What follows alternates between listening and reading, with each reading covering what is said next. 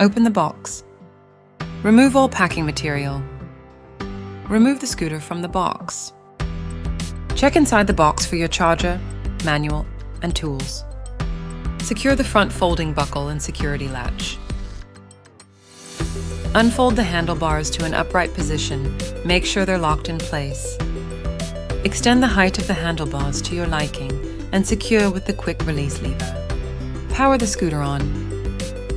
Press the mode button for speed setting mode switch. There are 4 settings: Eco, Standard, Turbo, and Walk mode. Press the horn button to power on the horn. Press the headlight button for headlight or brake light power on. To fold the scooter for travel, start by folding the handlebars, as well lowering the height of the handlebars to the lowest height. Unfasten the security latch, as well as the folding buckle, folding the scooter.